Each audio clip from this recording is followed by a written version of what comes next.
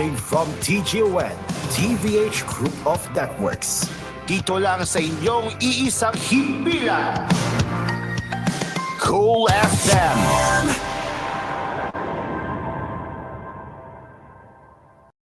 You are listening to Cool FM, live from Cool Studios. This is koolNews at 4.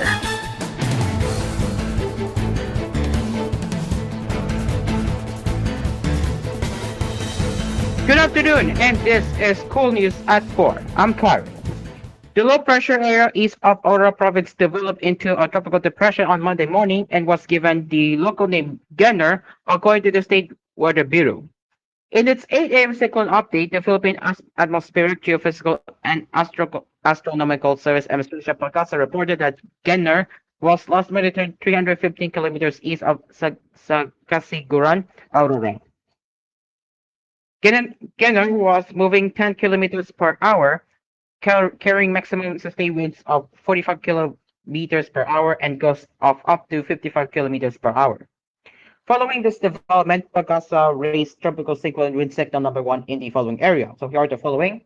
The eastern and central portions of mainland Cagayan, Piat, Santo Nino, Calamlaniguan, Tuao, Lalao, and Real Gonzaga, Alcala, Amulang, Santa Teresita, Bagao, Puguy, Solona, Rizal, Santa Ana, Surigao, Tuguegarao City, Cataran, Penablanca, Igig, Salam, Apari, Balesteros, Aplacapan, Apolog, Isabela, Quirino, the eastern portion of Nueva Vizcaya, Alfonso Castaneda, Cebu, Tubac del Norte, Quezon, Tiabdi, Bagyongbong, Ambagyo, Bagagbag, Villaverda, Aritao, Pampang, Tubac del Sur, Solano. The eastern and southern portions of Apayao, Conor, Flora, Puto, Santa Marcela, Luna, and Cabugao. Laguna, Kalinga, the eastern and central portions of Monte Province, Parasalis, Sadanga, Pontoc, Nontin, Sambangan, Balik, Ifugao, Aurora, the eastern portion of Nueva Ecija, Karanglang, Pantangbagang, Bungabon, Gabaldon, Lor, General Tinio, Rizal, General Mamirto, Natividad, Palawan City, and the northern portion of mainland Quezon, General Nakar, Infanta, and Real, including the Polillo Islands. Genner is forecast to land at either Isabela or Aurora within 24 hours. It is expected to extend the country's area of responsibility by Wednesday, September 18.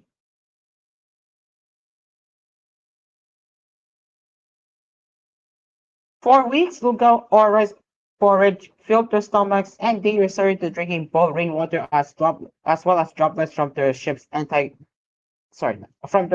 conditioning system to quench their thirst. These were the dire conditions experienced by the Philippine Coast Guard crew of DRP Teresa Bangua, which prompted their eventual departure from Escoda Sabina show after more than 5 months. Comrade J. Torrella, PCG spokesperson for the West Philippines, said such ordeal was the result of China Coast Guard's targeted harassment of the DRP Teresa Bangua crew.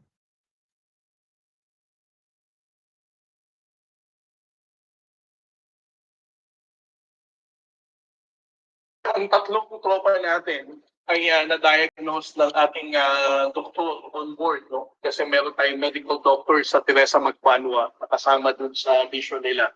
They were diagnosed of dehydration, no? They were dehydrated and kulangan ng tubig, and of course the nutritious food, no? Gaya nga na sinabi ng commanding officer kahapon, ang kinain lang nila for almost 3 weeks ay lugaw, no? So that is one of the reasons why those 3 personnel experience sudden weakness and even headaches. No? Kaya nakadextro sila. But Right now, the latest medical bulletin is nothing serious. Tingnan natin ang timeline natin. From April, May, June, July, nakapag-resupply naman tayo ng ating personnel. It was only in August where the Chinese Coast Guard started becoming more aggressive and prevented our Coast Guard vessels, particularly the port meters, to do the resupply for our personnel. Ang Teresa Magbanwa is a modern vessel now. So supposedly, so modern vessel, it can be able to generate pressure water using desalinator machine. That is true. Basically, the rest of the program was desalinator. But because of the prolonged stay and usage ng desalinator machine niya, it would require brand new filters. No? Para masabi natin yung ipino-convert niyang salt water is potable drinking water. Dahil sa tumagal siya, hindi na siya fresh water na produce. They went through to the point na for more than 1 month now, ang iniinom na lang nilang tubig came from the rainwater. So, at it was even mentioned by the commanding officer that they even have to, sa mga pagkakataon na walang ulan, they even have to gather water dun sa air conditioning units na produce. And then they're just going to boil it, and that will be used for drinking and also for cooking. Meanwhile, the Venezuela City Regional Trial Court has yet to authorize the second appearance of dismissed Baba Mayor Alice Guo at the Senate since her arrest. Philippine National Police spokesperson koolNews Farjalo provided this update on Monday. We are waiting, in fact, today if the Venezuela RTC will release an order ordering the PNP to bring Alice Guo, Farjalo said in a press conference. In the letter dated September 13, the Senate Committee on Women requested Judge Ronald Leo Haban of the Capas to allow Guo's apparent presence at the next hearing. Farjado said the Capas Starlight Court already approved the request of the Senate Committee headed by Hontiveros. However, Farjado noted that due to the transfer of court jurisdiction from Capas to Venezuela, the approval of the letter is necessary.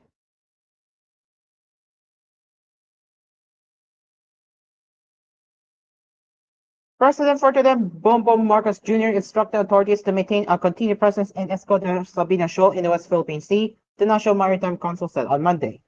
NMC spokesperson Alexander Lopez made the announcement after BRP Teresa Mapangua returned to Balaban following 4 months of deployment in Escoda Shoal.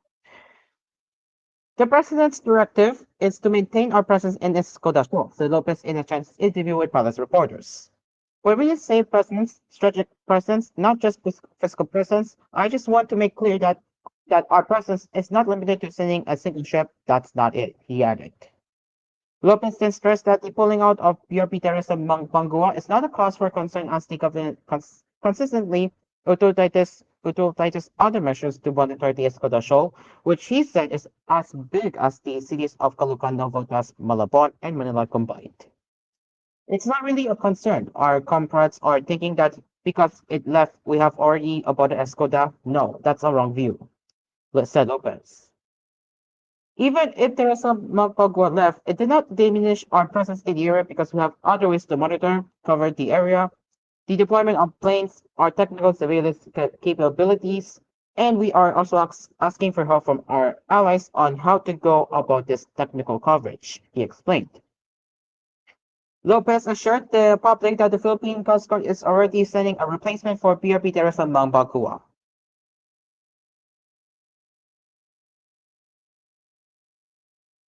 And good news for motorists out there, fuel retailers will get cut the prices of petroleum products by at least 1 pesos a liter beginning Tuesday, September 17, following a weak global demand outlook and oversupply concerns. In separate advisories on Monday, Sea Oil, Petrogas, Shell Pilipinas, and Clean Fuel said prices of gasoline would go down by 1 pesos per liter, diesel by 1.30 pesos a liter, and kerosene by 1.65 pesos per liter.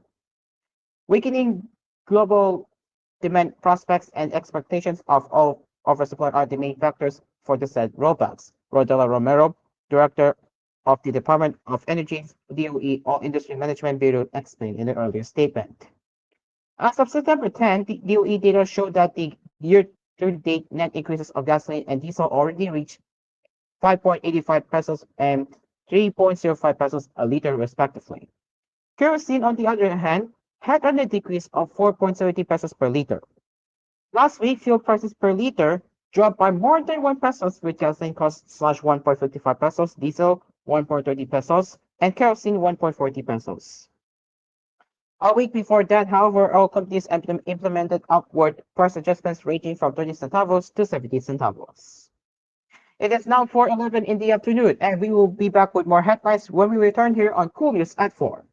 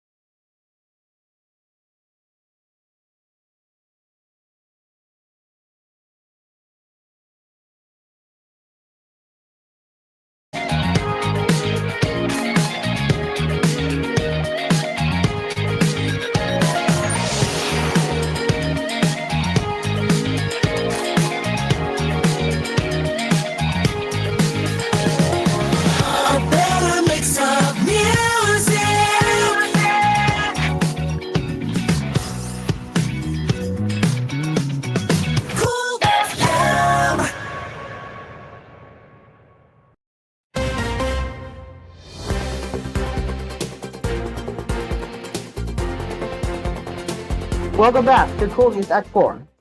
Department of Health supervised hospitals are prepared to accommodate patients affected by the fire that hit the Philippine General Hospital on Monday. Department of Health Assistant Secretary Albert Domingo said that their Chief Secretary Deodoro Barbosa ordered various government hospitals near PGH to accept the affected patients if they need to transfer them. Secretary Barbosa already ordered nearby DOH hospitals such as Jose Reyes Medical Center, San Za- Lazaro Hospital, and even those in Quezon City, East Avenue Medical Center, Philippine Orthopedic Center, and Philippine Heart Center that should there be a need to transfer patients from PGH, the DOH will accept them. Domingo said in their interview over Radio 630. We are also appealing to all ambulance going to PGH to call first and coordinate because several fire trucks are there right now. They're moving, so maybe they should be diverted to a DOH hospital in the meantime, he added. The Bureau of Fire Protection said in a report that the blaze started in the audiovisual room of PGH at 5:56 a.m. on Monday, September 16, and reached the second alarm before it was extinguished at 7:08 a.m. the same day. The FBB has yet to provide other details, including the cause of the fire. In a short Facebook post, Barbosa pointed out the need to address public hospitals' fire hazards more intensively to prevent these fires. Domingo boosted the DOH chief's remarks by saying that all hospitals should strengthen their fire risk assessment. The last fire was in March this year, so maybe there's a need to check the circuits or electrical wiring so we can assess the risk, the health official added.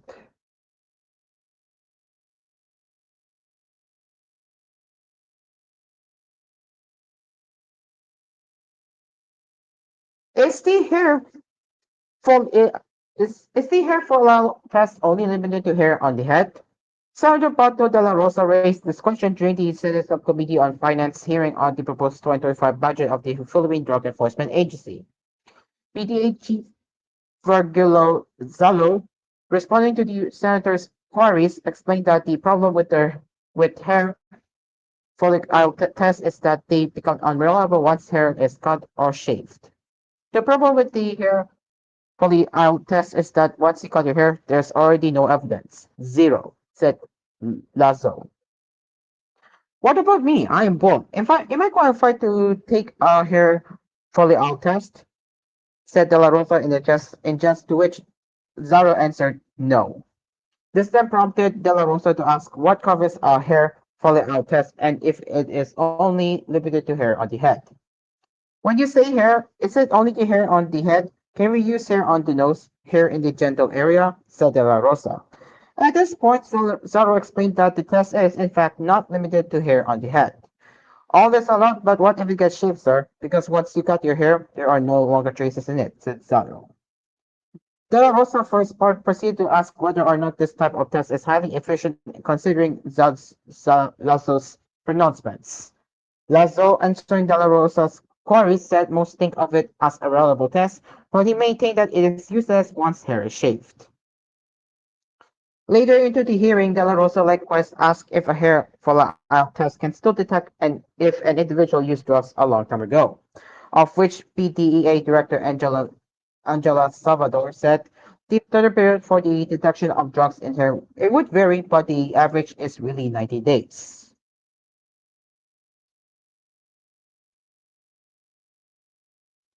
And Makati discovered fake health clearance certificates from 48 employees of a supermarket operating in the city, which is Manila. City Health Officer Ronald Uson said the discovery came after the Veterinary Service Department became suspicious of documents submitted by two meat handlers of the supermarket who were applying for a meat handler's permit. Following verification with the Makati Health Department and Business Permit and Licensing Office, it was found that 48 employees of the supermarket had fake health clearance certificates. According to the supermarket's management, they did not check the documents against the city's official health clearance certificate system, which would have caught the fakes, Unson said in a statement Monday. The employees allegedly obtained their fake city health clearance certificates from a co-worker who charged them 1,000 pesos each so they could circumvent the required procedure to get the permit. It is the responsibility of employers to seek to it that their employees strictly comply with health and safety regulations of the city. Allowing workers to commit fraud to keep proper health checks puts the public at risk of contracting infectious disease, Johnson added. The incident prompted Makati Mayor Abi Binay to direct a strict inspection of work permits on employees at all establishments operating in the city. This is a stern reminder that we will not tolerate any actions that compromise the health and safety of our citizens, Binay said in the same statement. The local government said its law department is looking to file criminal charges against the 48 employees for falsification of official documents.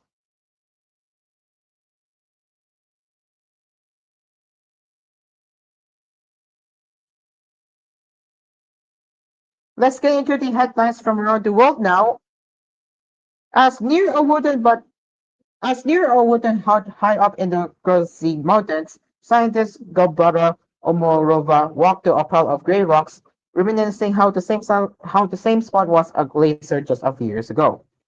At a latitude of 4,000 meters, the 35-year-old researcher is surrounded by the giant peaks of the towering Tian Shan Range that also stretches into China, Kazakhstan, and Uzbekistan.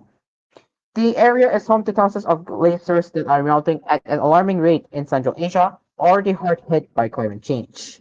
A glaciologist, Omarova, is recording that process, worried about the future. She hiked 6 hours to get to the modest triangular shaped but hut that serves as a science station almost up in the clouds. 8 to 10 years ago, you could see the glacier with snow, Omorova told AFP. But in the last 3 to 4 years, it has disappeared completely. There's no snow, there's no snow, no glacier, she said.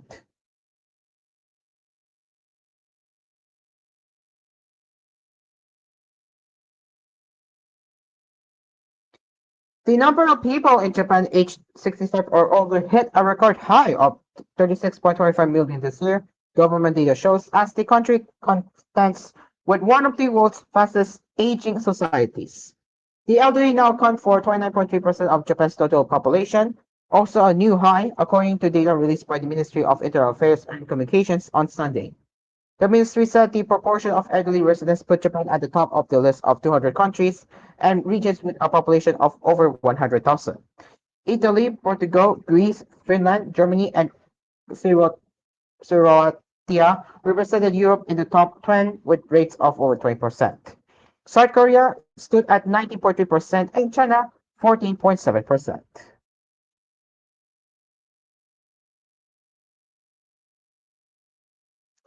And finally, the post came as a surprise, even from the forgotten Donald Trump.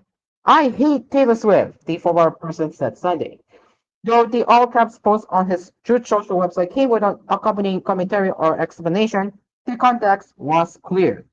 On Tuesday, just minutes after a debate with Vice President Kamala Harris that Republican Trump was widely seen as losing, the superstar singer-songwriter posted a message on Instagram saying she would be voting for his Democratic rival, calling Harris a steadily-handed, gifted leader.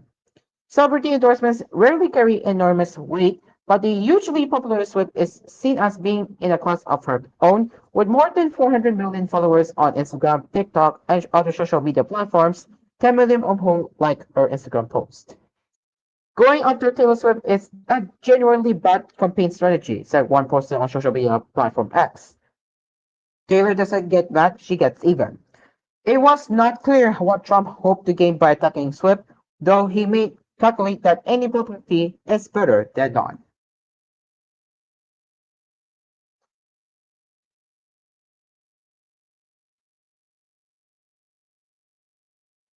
And time for showbiz happenings. Months after announcing that they're expecting the second child, Vin Abrenica and Sophie Albert confirmed they're adding another girl to their growing family. The celebrity couple bared their family's gender in a YouTube blog uploaded on Sunday, September 15, showing Albert undergoing an ultrasound session where it was revealed to them that they are having a baby girl. The video also showed Abrenica saying, "Oh my god," before covering his eyes as if he's holding back himself from shedding tears. I'm so excited when my baby Teeny comes. The couple's first child of Aviana Celeste was heard saying, referring to her sister. Abran- Abranica and Albert also made the the announcement in a joint Instagram post on the same day, which showed a clip of the actor's visit to the Australian gynecologist. Surprise, surprise! Baby Teeny is a blank, offered caption their post while adding an emoji of a pink ribbon. Show you guys how we love all of gender.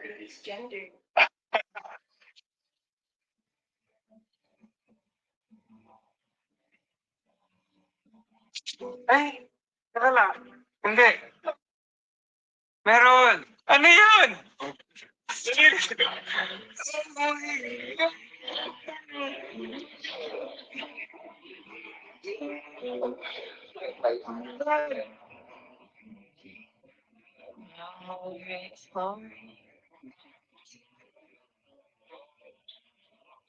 She's a sound for life that is thriving.